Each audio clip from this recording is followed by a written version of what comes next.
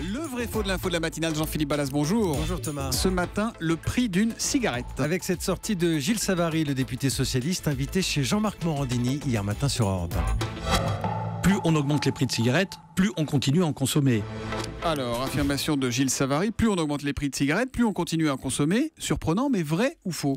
Faux Thomas, faux mais intéressant à regarder en détail. D'abord ce pavé de l'OMS, l'Organisation mondiale de la santé, qui nous dit qu'il existe plus d'une centaine d'études consacrées à l'impact du prix sur la consommation de tabac. Conclusion, elles montrent toutes immanquablement qu'une augmentation se traduit par un recul de la consommation. Je vais vous donner deux repères.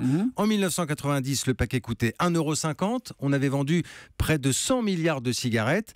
Aujourd'hui, le prix est à 7 € avec des ventes divisées par deux, 47 milliards et demi. Tous les anti-tabac disent que plus l'augmentation est forte, plus le recul est important, hein, Jean-Philippe. Alors ça c'est vrai et c'est flagrant d'ailleurs au milieu des années 2000. À l'époque, c'est le premier plan cancer avec un coup de bambou sur le prix du paquet, plus 39%. Et on le voit clairement sur les graphiques, les ventes chutent, puis elles se stabilisent quelques années. Ça, c'est intéressant parce que c'est une période où les prix continuent d'augmenter, mais beaucoup plus lentement avant d'accélérer à nouveau ces dernières années. Alors les buralistes qui vous écoutent vont se dire oui, mais il ne tient pas compte du marché parallèle, de la contrebande, de tous ceux qui vont s'approvisionner à la frontière, par exemple. Je ne dis pas le contraire, forcément il y a un impact, mais les spécialistes disent que la tendance forte reste la même.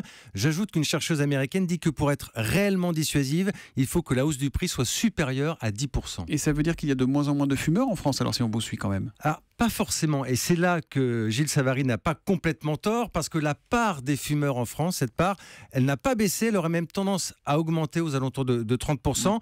Mais chaque fumeur, nous dit-on, fume moins de cigarettes par jour. Manifestement, il y a un changement d'habitude. Et les anti-tabac ajoutent que sans les hausses répétées, la situation serait bien plus grave aujourd'hui, notamment pour les jeunes. Le vrai faux de l'info de la matinale, signé Jean-Philippe Ballas. C'est tous les matins après le journal de 7h30 sur Europe 1. À demain, Jean-Philippe. À demain.